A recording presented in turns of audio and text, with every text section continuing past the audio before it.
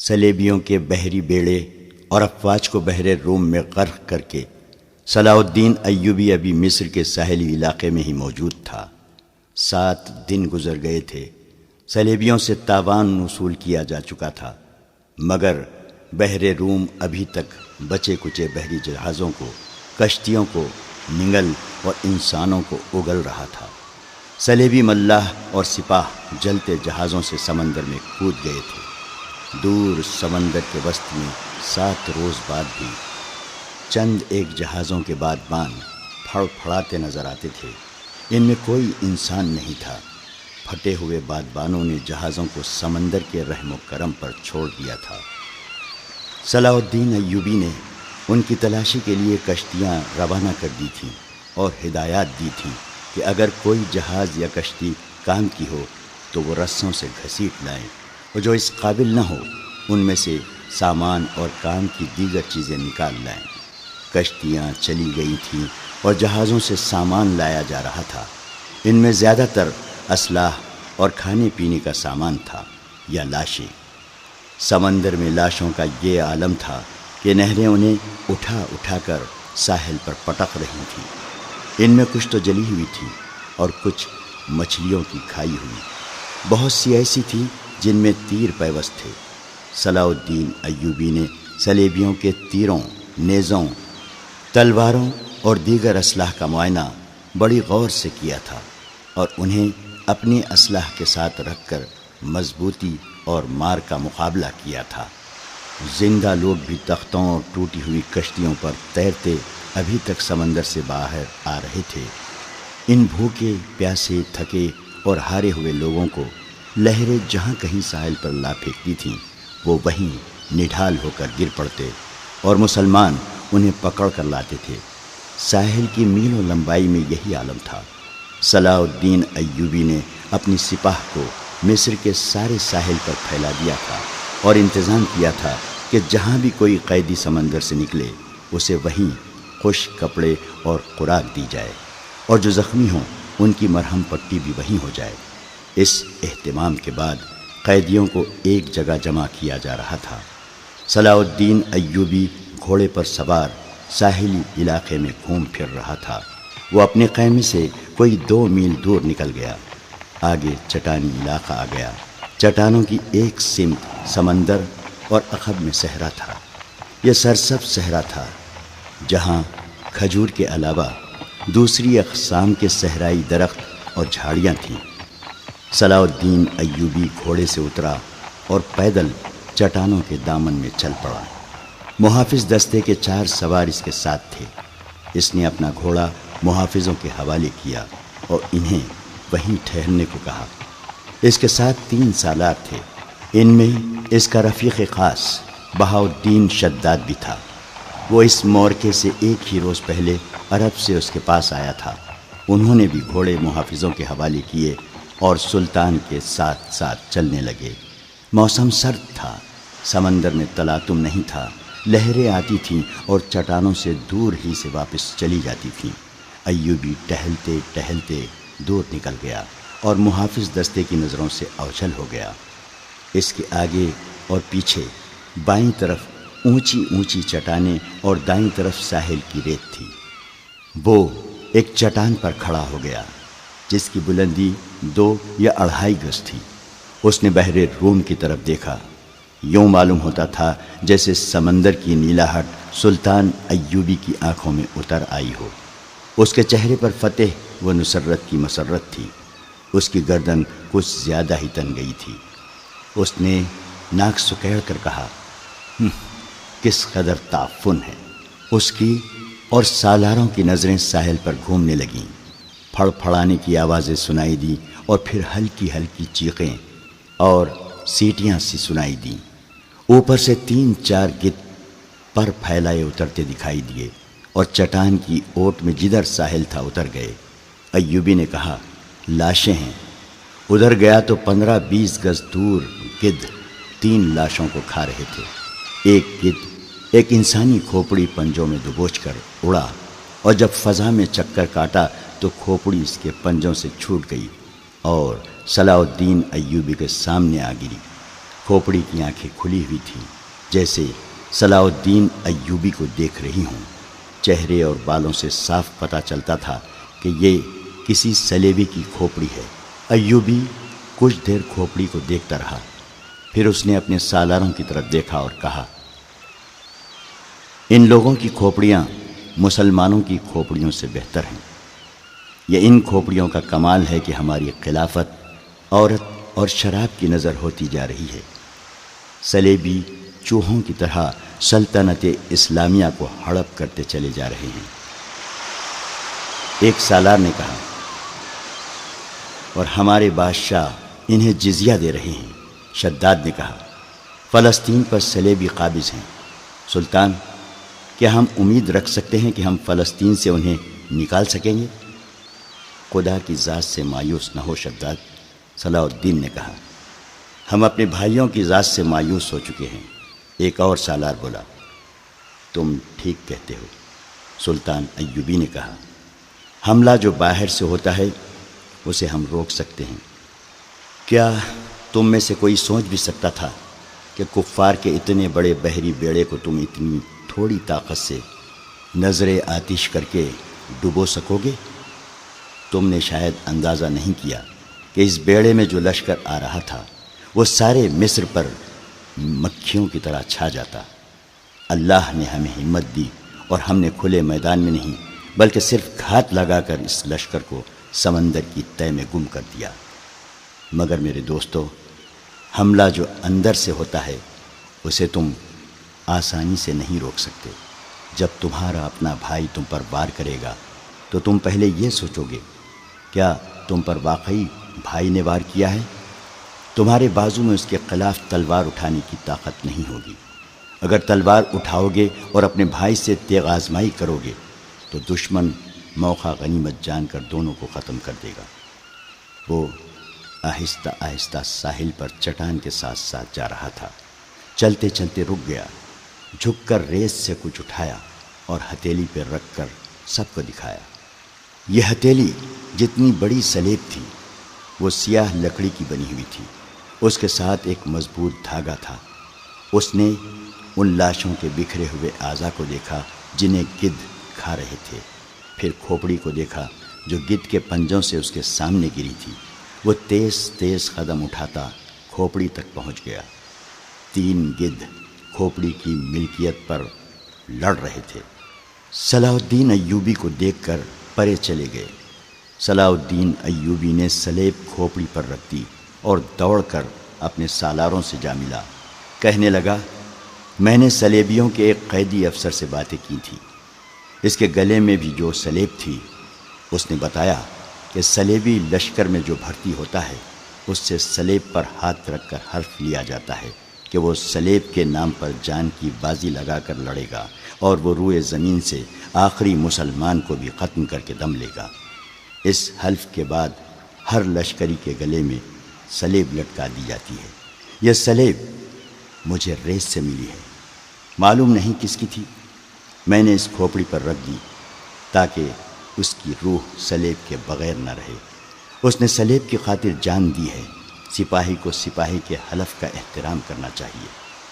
سلطان، شداد نے کہا، یہ تو آپ کو معلوم ہے کہ سلیبی یروشلم کے مسلمان باشندوں کا کتنا کچھ احترام کر رہے ہیں۔ وہاں سے مسلمان بیوی بچوں کو ساتھ لے کر بھاگ رہے ہیں۔ ہماری بیٹیوں کی آبرو لوٹی جا رہی ہے۔ ہمارے قیدیوں کو انہوں نے ابھی تک نہیں چھوڑا۔ مسلمان جانوروں کی سی زندگی بسر کر رہے ہیں۔ کیا ہم ان عیسائیوں سے انتقام نہیں لیں گے؟ انتقام نہیں، صلاح الدین ایوبی نے کہا، ہم فلسطین لیں گے، مگر فلسطین کے راستے میں ہمارے اپنے حکمران حائل ہیں۔ وہ چلتے چلتے رک گیا اور بولا، کفار نے سلیب پر ہاتھ رکھ کر سلطنت اسلامیہ کے خاتمے کا حلف اٹھایا ہے۔ میں نے اپنے اللہ کے حضور کھڑے ہو کر اور ہاتھ اپنے سینے پر رکھ کر قسم کھائی ہے کہ فلسطین ضرور لوں گا اور سلطنت اسلامیہ کی سرحدیں افق تک لے جاؤں گا۔ مگر میرے رفیقوں، مجھے اپنی تاریخ کا مستقبل کچھ روشن نظر نہیں آتا۔ ایک وقت تھا کہ عیسائی بادشاہ تھے اور ہم جنگجو۔ اب ہمارے بزرگ بادشاہ بنتے جا رہے ہیں اور عیسائی جنگجو۔ دونوں قوموں کا رجحان دیکھ کر میں کہہ رہا ہوں کہ ایک وقت آئے گا جب مسلمان بادشاہ بن جائیں گے مگر عیسائی ان پر حکومت کریں گے۔ مسلمان اسی میں بدمست رہیں گے کہ ہم بادشاہ ہیں، آزاد ہیں، مگر وہ آزاد نہیں ہوں گے۔ میں فلسطین لے لوں گا مگر مسلمانوں کا رجحان بتا رہا ہے کہ وہ فلسطین گنوا بیٹھیں گے۔ عیسائیوں کی کھوپڑی بڑی تیز ہے۔ 50,000 سوڈانی لشکر کو کون پال رہا تھا؟ ہماری خلافت اپنی آستین میں ناجی نام کا سانپ پالتی رہی۔ میں پہلا امیر مصر ہوں جس نے دیکھا ہے کہ یہ لشکر ہمارے لیے نہ صرف بیکار ہے بلکہ خطرناک بھی ہے۔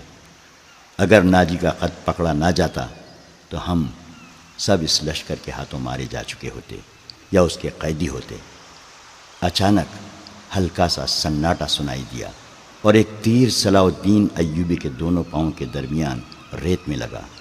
جدھر سے تیر آیا تھا اس طرف سلطان ایوبی کی پیٹھ تھی۔ سالاروں میں سے بھی کوئی ادھر نہیں دیکھ رہا تھا۔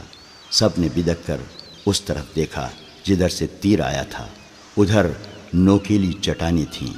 تینوں سالار اور صلاح الدین ایوبی دوڑ کر ایک ایسی چٹان کے اوٹ میں ہو گئے جو دیوار کی طرح عمودی تھی۔ انہیں توقع تھی کہ اور بھی تیر آئیں گے۔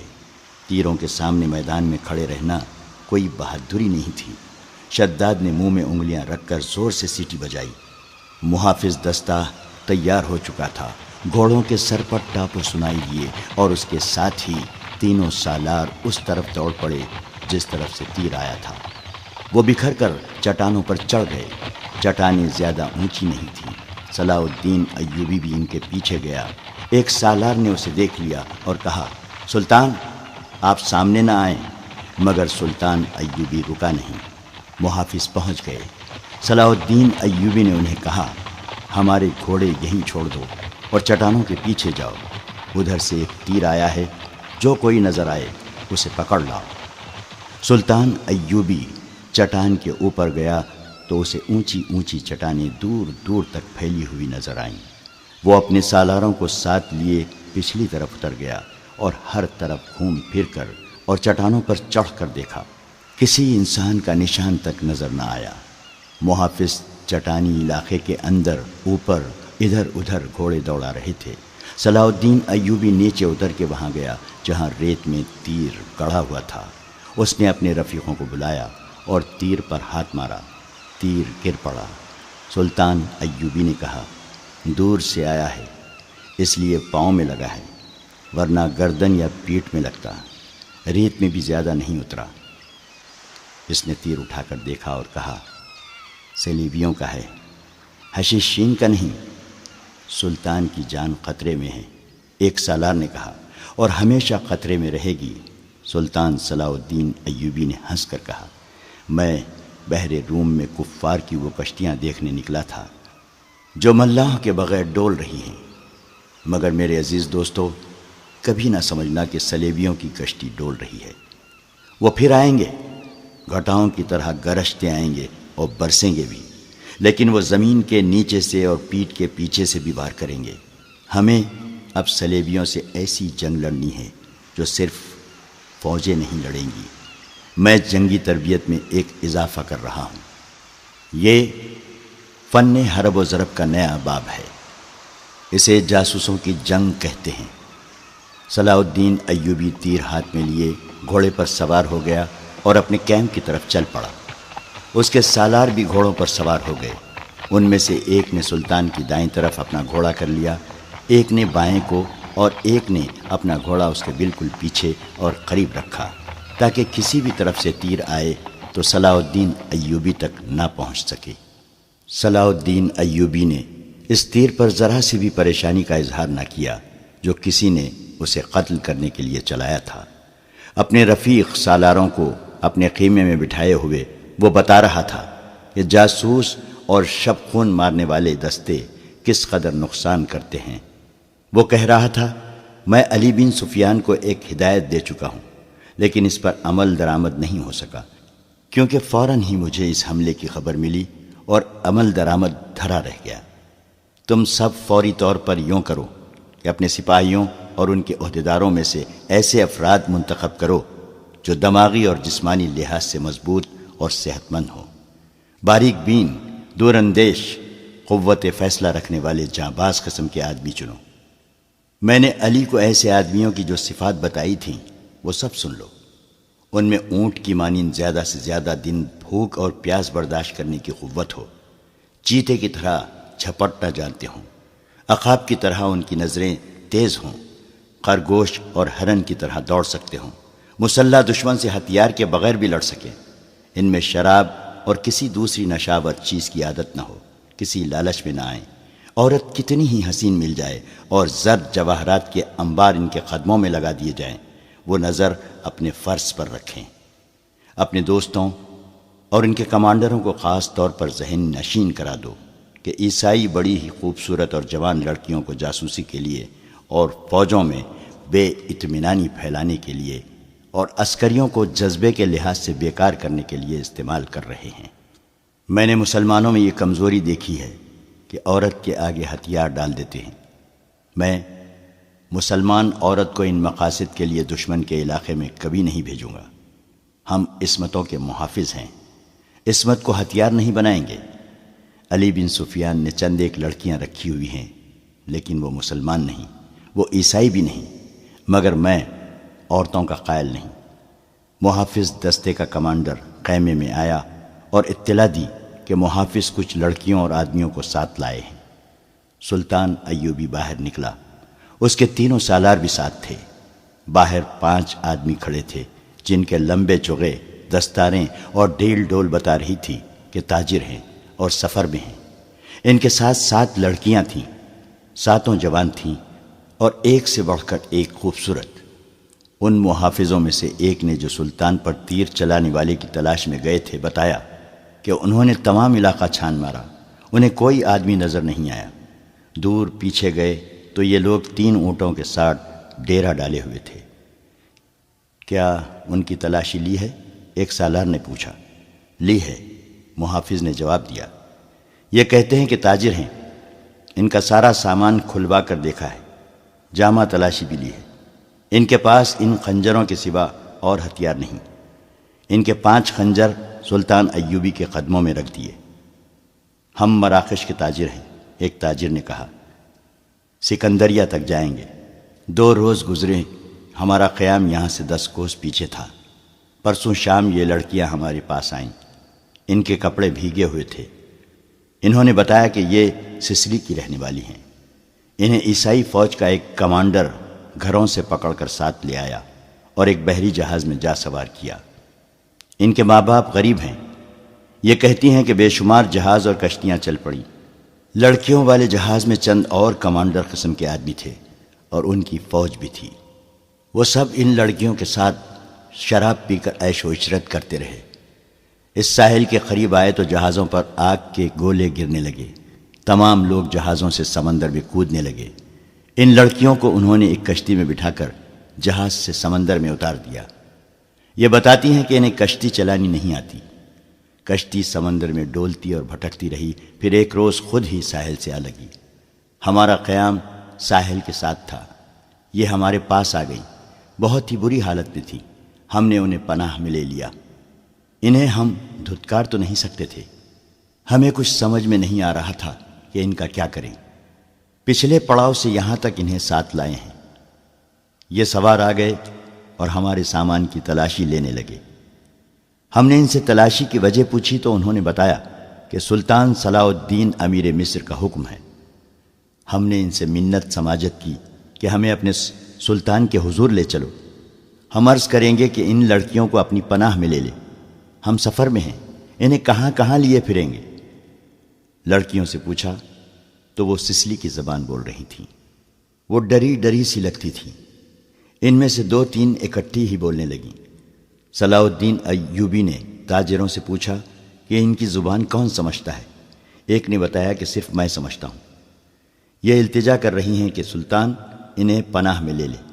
کہتی ہیں کہ ہم تاجروں کے قافلے کے ساتھ نہیں جائیں گی، کہیں ایسا نہ ہو کہ راستے میں ڈاکو ہمیں اٹھا کر لے جائیں۔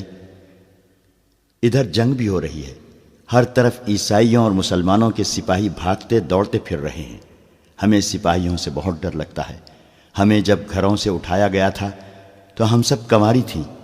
ان فوجیوں نے بحری جہاز میں ہمیں طوائفیں بنائے رکھا تھا۔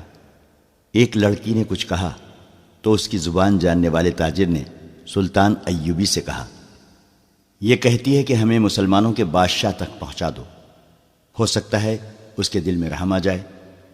ایک اور لڑکی بول پڑی، اس کی آواز رندھائی ہوئی تھی۔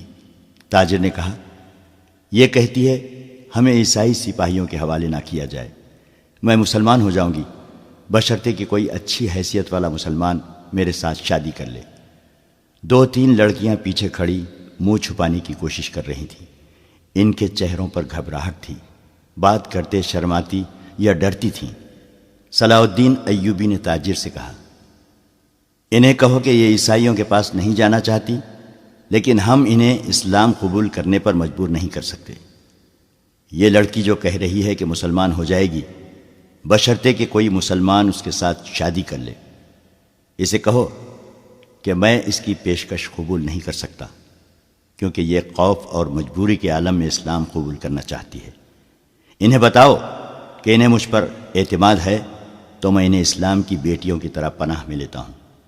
اپنے دارالحکومت میں جا کر یہ انتظام کر دوں گا کہ انہیں عیسائی راہبوں یا کسی پادری کے پاس بھجوا دوں گا۔ پادری یروشلم میں ہوں گے۔ دوسری صورت یہ ہے کہ جب عیسائی قیدیوں کو آزاد کیا جائے گا تو میں کوشش کروں گا کہ ان کی شادیاں قابل اعتماد اور اچھی حیثیت کے قیدیوں کے ساتھ کرا دوں، اور انہیں یہ بھی بتا دو کہ کسی مسلمان کو ان سے ملنے کی اجازت نہیں ہوگی، اور نہ انہیں اجازت ہوگی کہ کسی مسلمان سے ملیں۔ ان کی ضروریات اور عزت کا خیال رکھا جائے گا۔ تاجر نے لڑکیوں کو ان کی زبان میں سلطان ایوبی کی ساری باتیں بتائیں تو ان کے چہروں پر رونق آ گئی۔ وہ ان شرائط پر رضامند ہو گئی۔ تاجر شکریہ ادا کر کے چلے گئے۔ سلطان صلاح الدین ایوبی نے لڑکیوں کے لیے الگ خیمہ لگانے اور خیمے کے باہر ہر وقت ایک سنتری موجود رہنے کا حکم دیا۔ وہ خیمے کی جگہ بتانے ہی لگا تھا کہ 6 صلیبی قیدی سلطان ایوبی کے سامنے لائے گئے۔ وہ بہت ہی بری حالت میں تھے۔ ان کے کپڑے بھیگے ہوئے تھے، کپڑوں پر خون بھی تھا، ریت بھی۔ ان کے چہرے لاشوں کی مانند تھے۔ ان کے متعلق بتایا گیا کہ 1.5-2 میل دور ساحل پر بے سود پڑے تھے۔ وہ ٹوٹی ہوئی کشتی پر تیر رہے تھے۔ ایک دن کشتی پانی بھر جانے سے ڈوب گئی۔ یہ سب تیر کر ساحل تک پہنچے۔ کشتی میں 22 آدمی سوار تھے، صرف یہ 6 زندہ بچے ہیں۔ ان سے چلا نہیں جاتا تھا۔ یہ صلیبی لشکر کے سپاہی تھے۔ یہ سب دھڑام سے بیٹھ گئے۔ ان میں سے ایک چہرے مہرے سے لگتا تھا کہ معمولی سپاہی نہیں ہے۔ وہ کراہ رہا تھا۔ اس کے کپڑوں پر خون کا ایک دھبا بھی نہ تھا، مگر زخمیوں سے زیادہ تکلیف میں معلوم ہوتا تھا۔ اس نے 7 لڑکیوں کو غور سے دیکھا، پھر کراہنے لگا۔ یہ سلطان صلاح الدین ایوبی کا حکم تھا کہ ہر ایک قیدی اسے دکھایا جائے۔ چونکہ قیدی ابھی تک سمندر سے بچ بچ کر نکل رہے تھے، اس لیے ہر ایک قیدی سلطان ایوبی کے سامنے لایا جاتا تھا۔ اس نے ان قیدیوں کو بھی دیکھا، کسی سے کوئی بات نہ کی، البتہ اس قیدی کو جو سب سے زیادہ کراہ رہا تھا اور جس کے جسم پر کوئی زخم نہ تھا، سلطان نے غور سے دیکھا اور آہستہ سے اپنے سالاروں سے کہا، علی بن سفیان ابھی تک نہیں آیا؟ ان تمام قیدیوں سے جو اب تک ہمارے پاس آ چکے ہیں بہت کچھ پوچھنا ہے، ان سے معلومات لینی ہے۔ اس نے اس قیدی کی طرف دیکھ کر کہا، یہ آدمی کمانڈر معلوم ہوتا ہے، اسے نظر میں رکھنا، اور جب علی بن سفیان آئے تو اسے کہنا کہ اس سے تفصیلی پوچھ تاچھ کرے۔ معلوم ہوتا ہے کہ اندر کی چوٹیں آئی ہیں، شاید پسلیاں ٹوٹی ہوئی ہیں۔ انہیں فوراً زخمی قیدیوں کے خیموں میں پہنچا دو، انہیں کھلاؤ پلاؤ اور ان کی مرہم پٹی کرو۔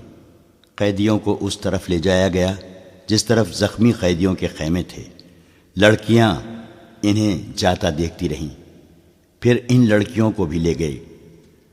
فوج کے خیموں سے تھوڑی دور لڑکیوں کے لیے خیمہ نصب کیا جا رہا تھا۔ وہاں سے کوئی 100 قدم دور زخمی قیدیوں کے خیمے تھے، وہاں بھی ایک خیمہ گاڑا جا رہا تھا اور 6 نئے زخمی قیدی زمین پر لیٹے ہوئے تھے۔ لڑکیاں ان کی طرف دیکھ رہی تھیں۔ دونوں خیمے کھڑے ہو گئے۔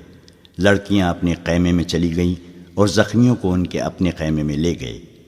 ایک سنتری لڑکیوں کے خیمے کے باہر کھڑا ہو گیا۔ لڑکیوں کے لیے کھانا آ گیا جو انہوں نے کھا لیا۔ پھر ایک لڑکی خیمے سے باہر نکل کر اس خیمے کی طرف دیکھنے لگی جس میں نئے 6 زخمی قیدیوں کو لے گئے تھے۔ اس کے چہرے پر اب گھبراہٹ اور خوف کا کوئی تاثر نہیں تھا۔ سنتری نے اسے دیکھا اور اس نے سنتری کو دیکھا۔ لڑکی نے مسکرا کر اشارہ کیا کہ وہ زخمیوں کے خیمے کی طرف جانا چاہتی ہے۔ سنتری نے سر ہلا کر اسے روک دیا۔ لڑکیوں کو خیمے سے دور جانے یا کسی سے ملنے کی اجازت نہیں تھی۔ لڑکیوں اور 6 زخمیوں کے خیموں کے درمیان بہت سے درخت تھے۔ بائیں طرف مٹی کا ایک ٹیلہ تھا جس پر جھاڑیاں تھیں۔ سورج غروب ہو گیا، پھر رات تاریک ہونے لگی۔ کیمپ کے غول غپاٹے پر نیند غالب آنے لگی اور پھر زخمیوں کے کراہنے کی آوازیں رات کے سکوت میں کچھ زیادہ ہی صاف سنائی دینے لگیں۔ دور پرے بحیرہ روم کا شور دبی دبی مسلسل گونج کی طرح سنائی دے رہا تھا۔ صلاح الدین ایوبی کے اس جنگی کیمپ میں جاگنے والوں میں چند ایک سنتری تھے یا وہ زخمی قیدی جنہیں زخم سونے نہیں دیتے تھے، یا صلاح الدین ایوبی کے خیمے کے اندر دن کا سما تھا۔ وہاں کسی کو نیند نہیں آئی تھی۔ سلطان ایوبی کے 3 سالار اس کے پاس بیٹھے تھے اور ہر محافظ دستہ بیدار تھا۔ سلطان ایوبی نے ایک بار پھر کہا، علی بن سفیان ابھی تک نہیں آیا؟ اس کے لہجے میں تشویش تھی۔ اس نے کہا، اس کا قاصد بھی نہیں آیا۔ اگر کوئی گڑبڑ ہوتی تو اطلاع آ چکی ہوتی۔ ایک سالار نے کہا، معلوم ہوتا ہے وہاں سب ٹھیک ہے۔ امید تو یہی رکھنی چاہیے، صلاح الدین ایوبی نے کہا، لیکن 50,000 کے لشکر نے بغاوت کر دی تو سنبھالنا مشکل ہو جائے گا۔ وہاں ہماری نفری 1,500 سوار اور 2,700 پیادے ہیں۔ ان کے مقابلے میں سوڈانی بہتر اور تجربہ کار عسکری ہیں اور تعداد میں بہت زیادہ۔ ناجی اور اس کے سازشی ٹولے کے خاتمے کے بعد بغاوت ممکن نظر نہیں آتی۔ ایک اور سالار نے کہا، قیادت کے بغیر سپاہی بغاوت نہیں کریں گے، پیش بندی ضروری ہے۔ صلاح الدین ایوبی نے کہا، لیکن علی آ جائے تو پتہ چلے گا کہ پیش بندی کس قسم کی جائے۔ صلیبیوں کے روکنے کے لیے تو سلطان ایوبی خود آیا تھا، لیکن دارالحکومت میں سوڈانی فوج کی بغاوت کا خطرہ تھا۔ علی بن سفیان کو سلطان ایوبی نے وہیں چھوڑ دیا تھا تاکہ وہ سوڈانی لشکر پر نظر رکھے اور بغاوت کو اپنے خصوصی فن سے دبانے کی کوشش کرے۔ اسے اب تک صلاح الدین ایوبی کے پاس آ کر وہاں کے احوال و کوائف بتانے تھے، مگر وہ نہیں آیا تھا، جس سے سلطان ایوبی بے چین ہوا جا رہا تھا۔ وہ جب اپنے سالاروں کے ساتھ قاہرہ کی صورتحال کے متعلق باتیں کر رہا تھا، اس کا تمام کیمپ گہری نیند سو چکا تھا، مگر وہ 7 لڑکیاں جاگ رہی تھیں جنہیں سلطان ایوبی نے پناہ میں لے لیا تھا۔ ایک بار سنتری نے خیمے کا پردہ اٹھا کر دیکھا، اندر دیا جل رہا تھا۔ پردہ ہٹتے ہی لڑکیاں قراٹے لینے لگی۔ سنتری نے دیکھا کہ وہ پوری ساتھ ہیں اور سو رہی ہیں، تو اس نے پردہ گرا دیا اور خیمے کے ساتھ لگ کر بیٹھ گیا۔ خیمے کے پردے کے ساتھ جو لڑکی تھی، اس نے نیچے سے پردہ ذرا سا اوپر اٹھایا۔ پردہ آہستہ سے چھوڑ کر اس نے ساتھ والی کے کان میں کہا، بیٹھ گیا ہے۔ ساتھ والی نے اگلی لڑکی کے کان میں کہا، بیٹھ گیا ہے، اور اس طرح کانوں کانوں یہ اطلاع 7 لڑکیوں تک پہنچ گئی کہ سنتری بیٹھ گیا ہے۔ ایک لڑکی جو خیمے کے دوسرے دروازے کے ساتھ تھی آہستہ سے اٹھ بیٹھی اور بستر سے نکل گئی۔ بستر زمین پر بچھے تھے۔ اس نے اوپر لینے والے کمبل اس طرح بستر پر ڈال دیے جیسے ان کے نیچے لڑکی لیٹی ہوئی ہے۔ وہ پاؤں پر سرکتی خیمے کے دروازے تک گئی، پردہ ہٹایا اور باہر نکل گئی۔ باقی 6 لڑکیوں نے آہستہ آہستہ قراٹے لینے شروع کر دیے۔ سنتری کو معلوم تھا کہ یہ سمندر سے بچ کر نکلی ہوئی پناہ گزین لڑکیاں ہیں، کوئی خطرناک قیدی تو نہیں۔ وہ بیٹھ کر اونگتا رہا۔ لڑکی دبے پاؤں ایسے رخ پر ٹیلے کی طرف چلتی گئی جس رخ سے اس کے اور سنتری کے درمیان خیمہ حائل رہا۔ ٹیلے کے پاس پہنچ کر اس نے اس خیمے کا رخ کر لیا جس میں 6 نئے قیدی رکھے گئے تھے۔ رات تاریک تھی، وہاں کچھ درخت تھے۔ سنتری اب ادھر دیکھتا بھی تو اسے لڑکی نظر نہ آتی۔ لڑکی بیٹھ گئی اور پاؤں پر سرک سرک کر آگے بڑھنے لگی۔ آگے ریت کی ڈھیریاں سی تھیں۔ وہ ان کی اوٹ میں سرکتی ہوئی خیمے کے قریب پہنچ گئی، مگر وہاں ایک سنتری ٹہل رہا تھا۔ لڑکی ایک ڈھیری کے پاس لیٹ گئی۔ سنتری اسے سیاہ سائے کی طرح نظر آ رہا تھا۔ وہ اب 2 سنتریوں کے درمیان تھی، ایک اس کے اپنے خیمے کا اور دوسرا زخمیوں کے خیمے کا۔ اسے ڈر یہ تھا کہ زخمیوں کا سنتری اس کی طرف آ گیا تو وہ پکڑی جائے گی۔ بہت دیر انتظار کے بعد سنتری دوسرے زخمیوں کی طرف چلا گیا۔ لڑکی ہاتھوں اور گھٹنوں کے بل چلتی خیمے تک پہنچ گئی اور پردہ اٹھا کر اندر چلی گئی۔ اندر اندھیرا تھا۔ 2-3 زخمی آہستہ آہستہ کراہ رہے تھے۔ شاید ان میں سے کسی نے خیمے کا پردہ اٹھتا دیکھ لیا تھا۔ اس نے نحیف آواز میں پوچھا، کون ہے؟ لڑکی نے منہ سے شش کی لمبی آواز نکالی اور سرگوشی میں پوچھا، رابن کہاں ہے؟ اسے جواب ملا، ادھر سے تیسرا۔ لڑکی نے تیسرے آدمی کے پاؤں ہلائے تو آواز آئی، کون ہے؟ لڑکی نے جواب دیا، موبی۔ رابن اٹھ بیٹھا، ہاتھ لمبا کر کے لڑکی کو بازو سے پکڑا اور اسے اپنے بستر میں گھسیٹ لیا۔ اسے اپنے پاس لٹا کر اوپر کمبل ڈال دیا اور بولا، سنتری نہ آ جائے، میرے ساتھ لگی رہو۔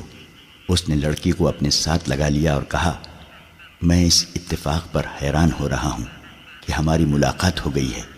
یہ ایک معجزہ ہے جس سے ظاہر ہوتا ہے کہ خدائے یسوع مسیح کو ہماری کامیابی منظور ہے۔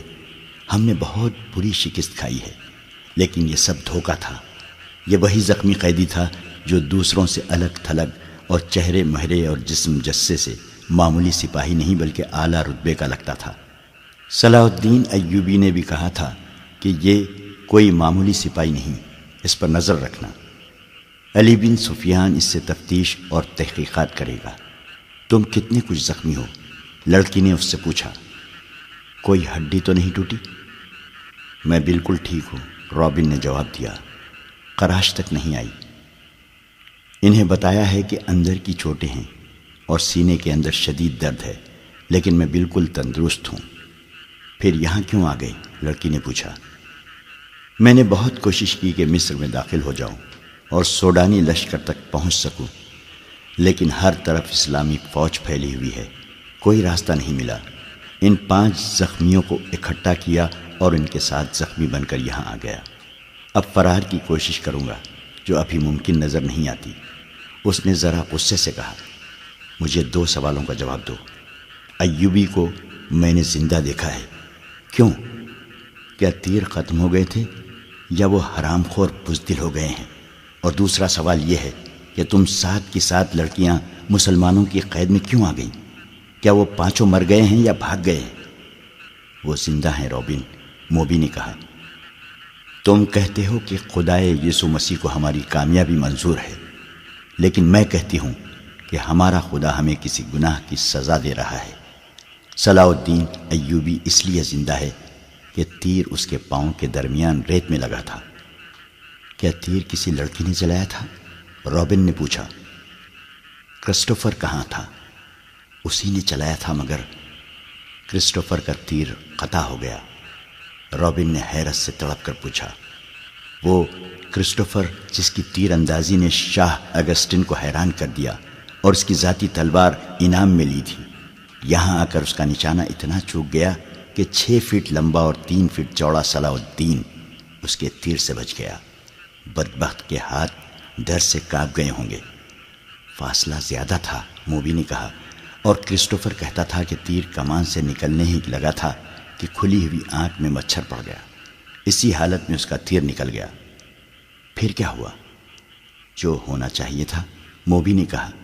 صلاح الدین ساحل پر گیا تھا تو اس کے ساتھ 3 کمانڈر تھے اور 4 محافظوں کا دستہ تھا۔ وہ ہر طرف پھیل گئے۔ یہ تو ہماری خوش قسمتی تھی کہ علاقہ چٹانی تھا۔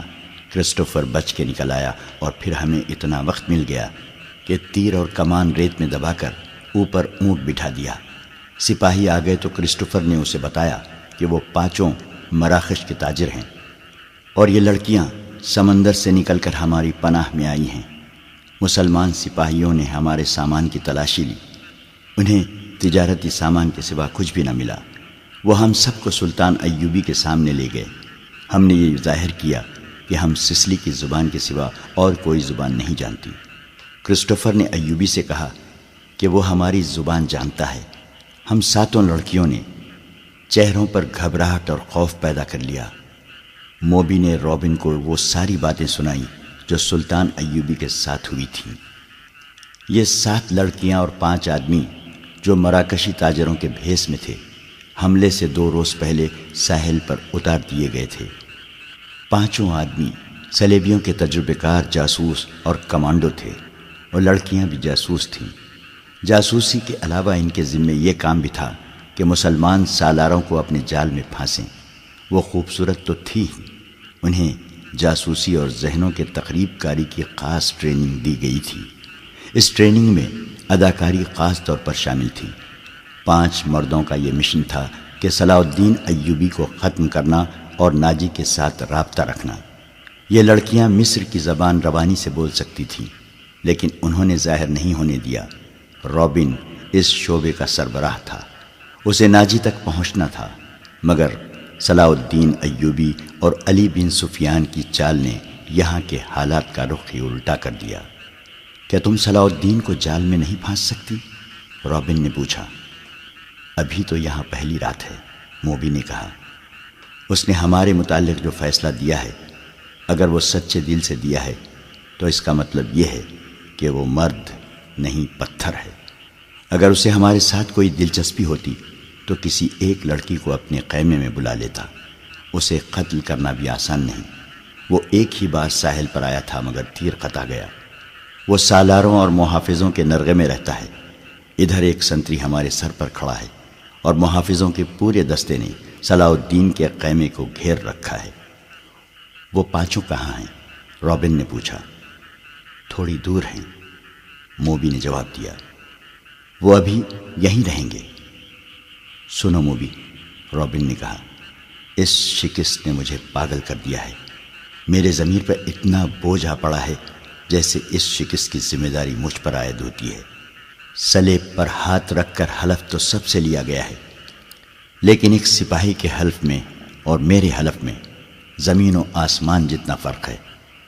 میرے رتبے کو سامنے رکھو، میرے فرائض کو دیکھو۔ آدھی جنگ مجھے زمین کے نیچے سے اور پیٹھ کے پیچھے سے وار کر کے جیتنی تھی، مگر میں اور تم 7 اور وہ 5 اپنا فرض ادا نہیں کر سکے۔ مجھ سے یہ صلیب جواب مانگ رہی ہے۔ اس نے گلے میں ڈالی ہوئی صلیب ہاتھ میں لے کر کہا، میں اسے اپنے سینے سے جدا نہیں کر سکتا۔ اس نے موبی کے سینے پر ہاتھ پھیر کر اس کی صلیب ہاتھ میں لے لی اور کہا، تم اپنے ماں باپ کو دھوکہ دے سکتی ہو، اس صلیب سے آنکھیں نہیں چرا سکتی۔ اس نے جو فرض تمہیں سونپا ہے وہ پورا کرو۔ خدا نے تمہیں جو حسن دیا ہے وہ چٹانوں کو پھاڑ کر تمہیں راستہ دے دے گا۔ میں تمہیں پھر کہتا ہوں کہ ہماری اچانک اور غیر متوقع ملاقات اس بات کا ثبوت ہے کہ ہم کامیاب ہوں گے۔ ہمارے لشکر بحر روم کے اس پار اکٹھے ہو رہے ہیں۔ جو مر گئے سو مر گئے، جو زندہ ہیں وہ جانتے ہیں کہ یہ شکست نہیں دھوکہ تھا۔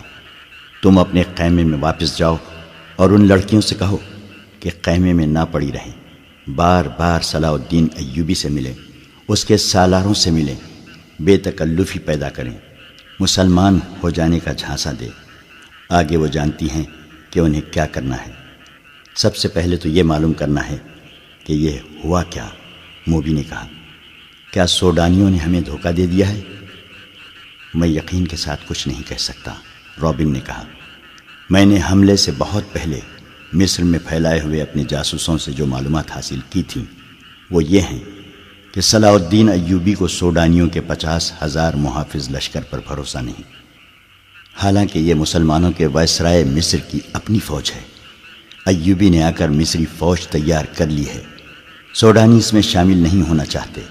ان کے کمانڈر ناجی نے ہم سے مدد طلب کی تھی، میں نے اس کا خط دیکھا تھا اور میں نے تصدیق کی تھی کہ یہ خط ناجی کا ہی ہے اور اس میں کوئی دھوکہ نہیں، مگر ہمارے ساتھ ہماری تاریخ کا سب سے بڑا دھوکہ ہوا ہے۔ مجھے یہ معلوم کرنا ہے کہ یہ کیسے ہوا، کس نے کیا۔ یہ چھان بین کیے بغیر واپس نہیں جا سکتا۔ شاہ اگسٹس نے بڑے فخر سے کہا تھا کہ میں مسلمانوں کے گھروں کے اندر کے بھید معلوم کر کے ان کی بنیادیں ہلا دوں گا۔ اب تصور کرو موبی، شہنشاہ کے دل پر کیا گزر رہی ہوگی، وہ مجھے سزائے موت سے کیا کم سزا دے گا۔ صلیب کا قہر مجھ پر الگ نازل ہوگا۔ میں سب جانتی ہوں، موبی نے کہا، جذباتی باتیں نہ کرو، عمل کی بات کرو۔ مجھے بتاؤ میں کیا کروں۔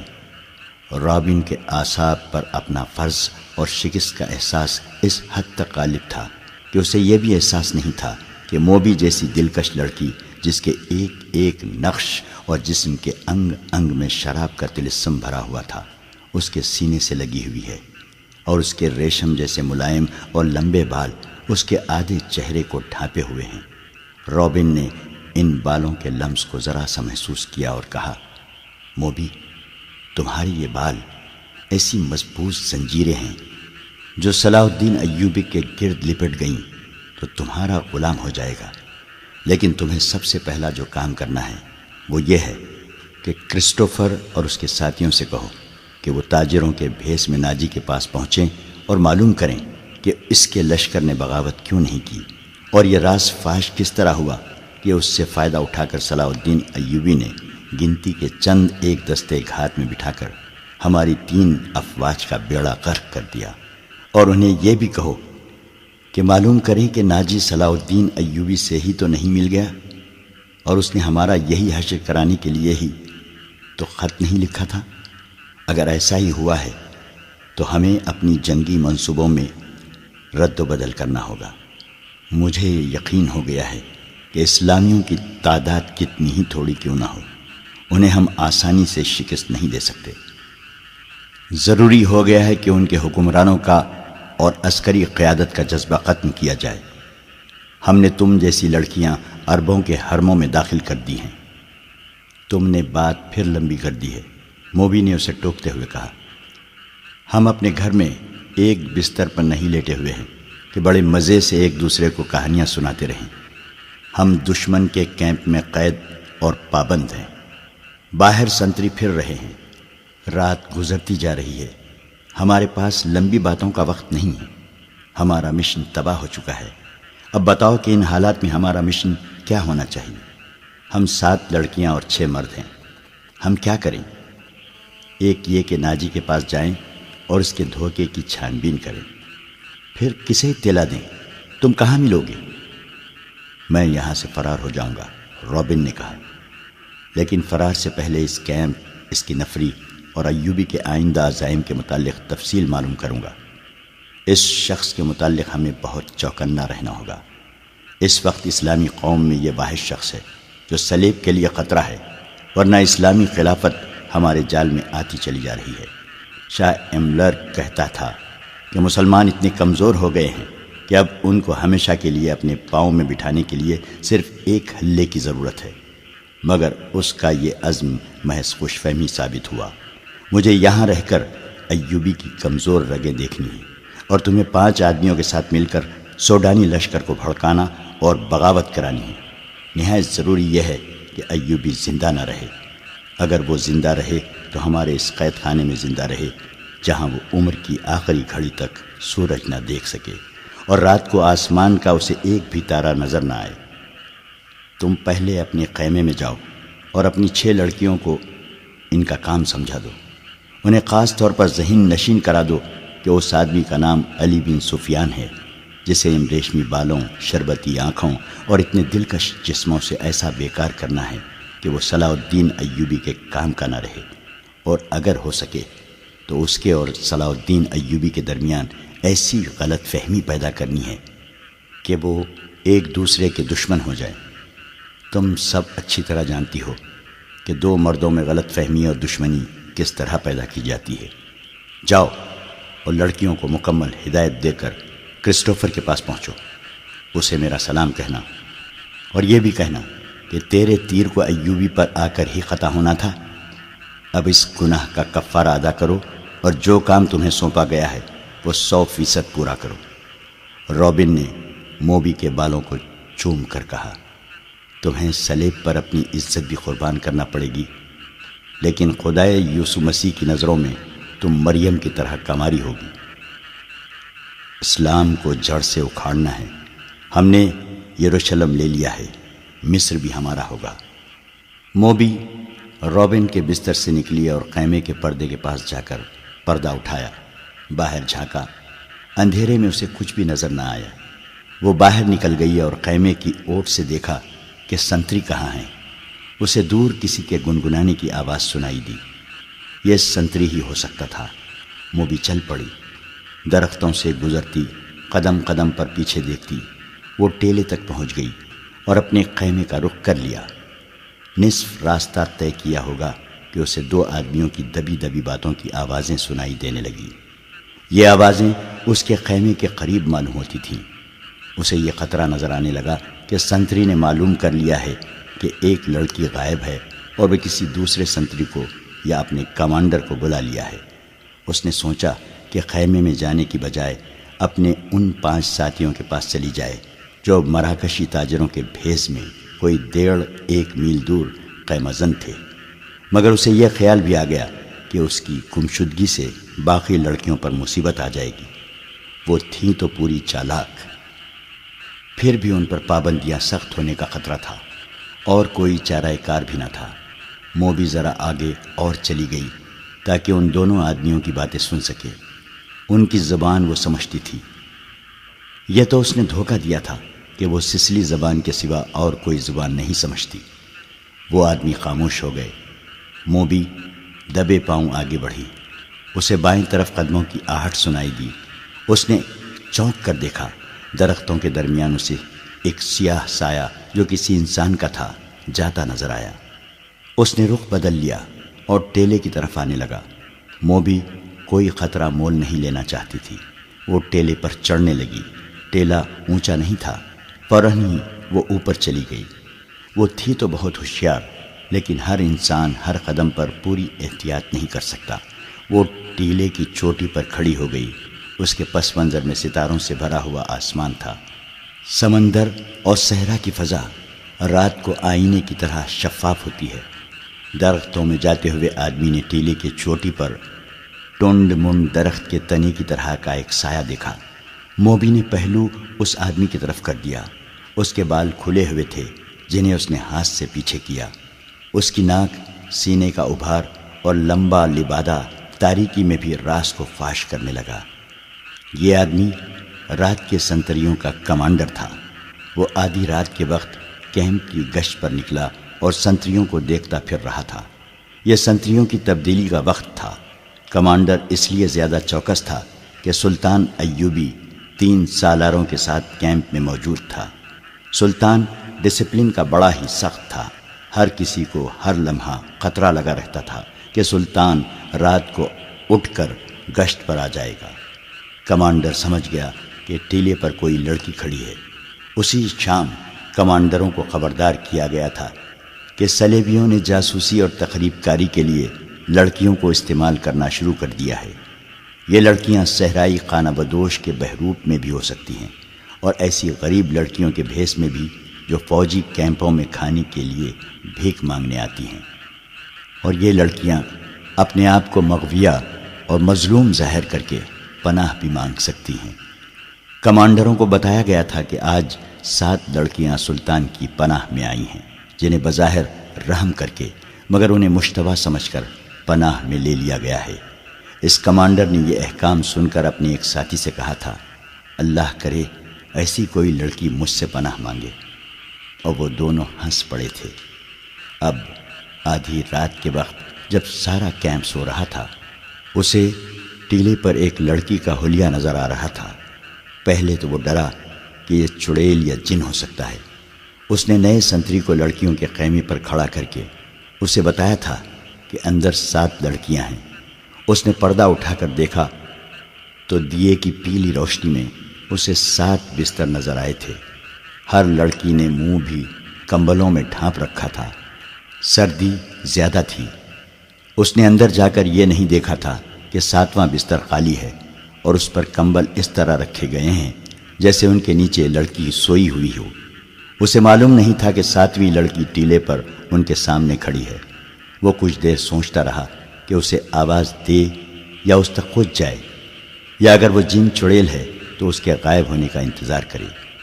تھوڑی سی دیر کے انتظار کے بعد بھی لڑکی غائب نہ ہوئی، بلکہ وہ 2-3 قدم آگے چلی اور پیچھے کو چل پڑی اور پھر رک گئی۔ کمانڈر، جس کا نام فخر المنصوری تھا، آہستہ آہستہ ٹیلے تک گیا اور کہا، کون ہو تم؟ نیچے آؤ۔ لڑکی نے ہرن کی طرح چوکڑی بھری اور ٹیلے کی دوسری طرف اتر گئی۔ فخر کو یقین ہو گیا کہ کوئی انسان ہے، جن چڑیل نہیں۔ وہ تنومند مرد تھا۔ ٹیلا اونچا نہیں تھا۔ وہ لمبے لمبے ڈگ بھرتا ٹیلے پر چڑھ گیا۔ ادھر بھی اندھیرا تھا۔ رات کی خاموشی میں اسے لڑکی کے قدموں کی آہٹ سنائی دی۔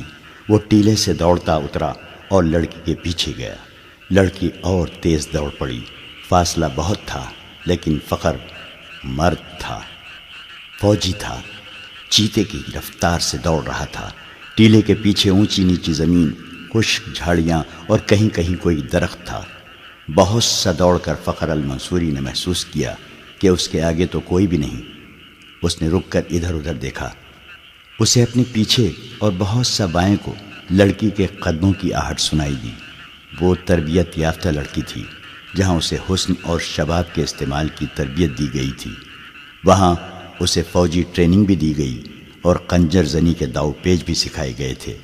وہ ایک درخت کے اوٹ میں چھپ گئی تھی۔ فخر آگے گیا تو وہ دوسری طرف دوڑ پڑی۔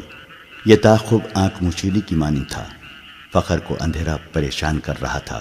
موبی کے قدم خاموش ہو جاتے تو وہ رک جاتا، قدموں کی آواز سنائی دیتی تو وہ دوڑ پڑتا۔ غصے سے وہ باولا ہوا جا رہا تھا۔ اس نے یہ جان لیا کہ یہ کوئی جوان لڑکی ہے۔ اگر بڑی عمر کی ہوتی تو اتنی تیز اور اتنا زیادہ نہ بھاگ سکتی۔ تعاقب میں فخر 2 میل فاصلہ طے کر گیا۔ موبی نے جھاڑیوں اور اونچی نیچی زمین سے بہت فائدہ اٹھایا۔ اس کے مرد ساتھیوں کا ڈیرا قریب آ گیا تھا۔ وہ دوڑتی ہوئی وہاں تک جا پہنچی۔ اس نے اپنے آدمیوں کو آوازیں دی۔ وہ گھبرا کر جاگے اور خیمے سے باہر آئے۔ ایک نے مشعل جلا لی۔ یہ ڈنڈے کے سرے پر لپٹے ہوئے کپڑے تھے۔ ان کی آگ کی روشنی بہت زیادہ تھی۔ فخر نے تلوار سوت لی اور ہانپتا کانپتا ان کے سامنے جا کھڑا ہوا۔ اس نے دیکھا کہ یہ 5 آدمی لباس سے سفری تاجر نظر آتے ہیں اور مسلمان لگتے ہیں۔ لڑکی ان میں سے ایک کی ٹانگوں کو دونوں بازوؤں میں مضبوطی سے پکڑے بیٹھی ہوئی تھی۔ مشعل کے ناشتے شعلے میں اس کے چہرے پر گھبراہٹ اور خوف نظر آ رہا تھا۔ اس کا سینہ ابھر اور بیٹھ رہا تھا۔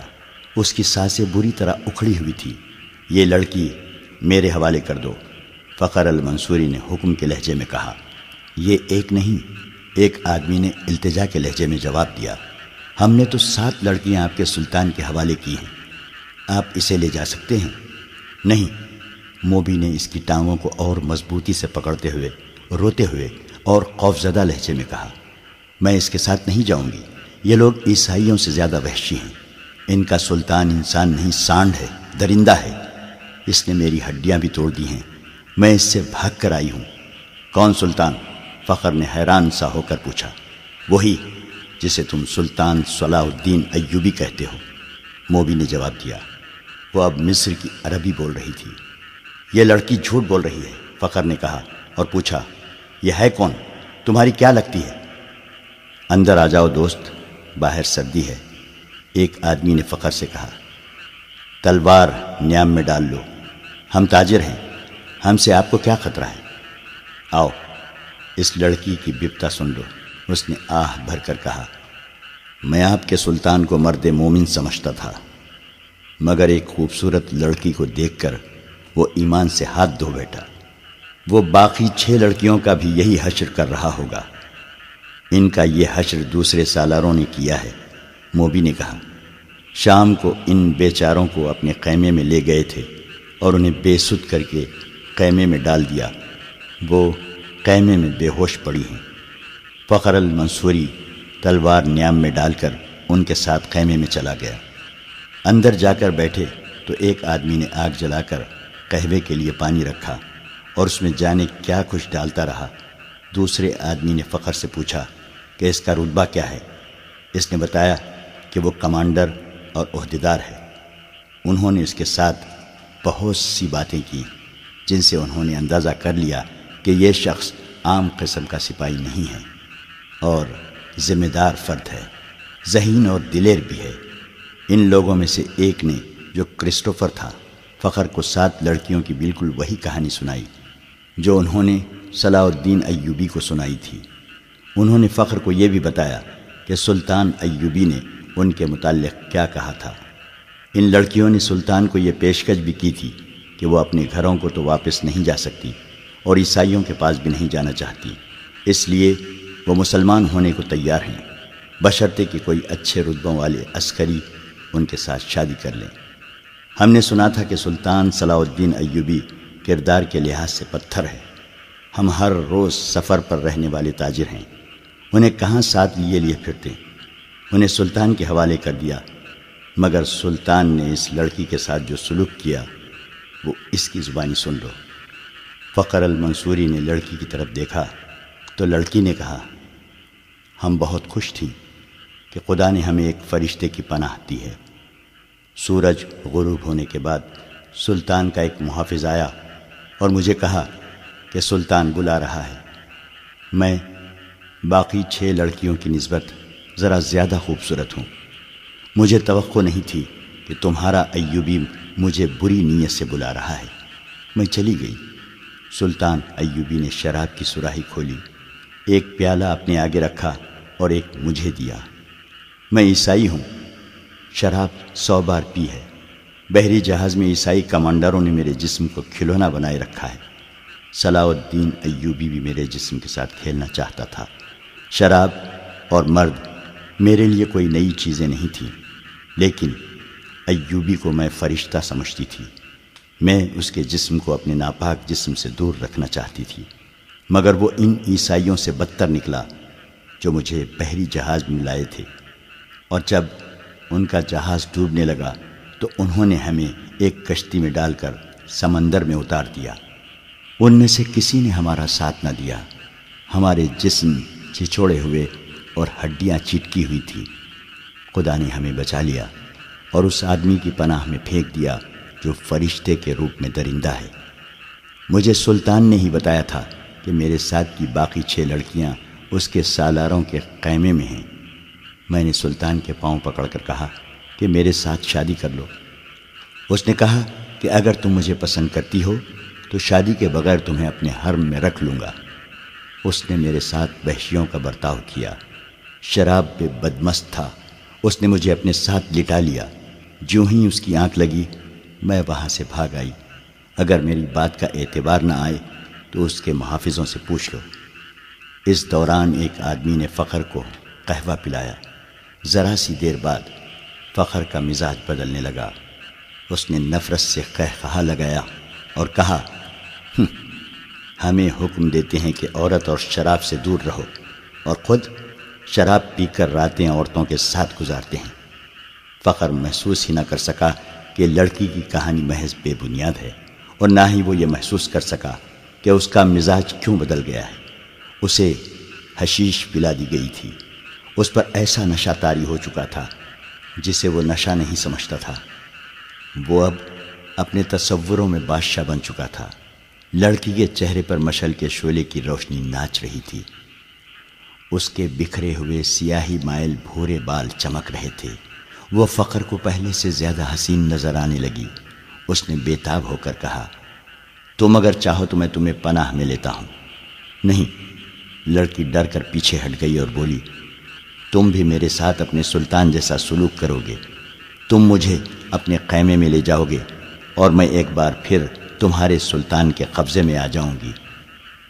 ہم تو اب دوسری 6 لڑکیوں کو بھی بچانے کی سوچ رہے ہیں۔ ایک تاجر نے کہا، ہم ان کی عزت بچانا چاہتے تھے مگر ہم سے بھول ہوئی۔ فخر المنصوری کی نگاہیں لڑکی پر جمی ہوئی تھیں۔ اس نے اتنی خوبصورت لڑکی کبھی نہیں دیکھی تھی۔ خیمے میں خاموشی طاری ہو گئی جسے کرسٹوفر نے توڑا۔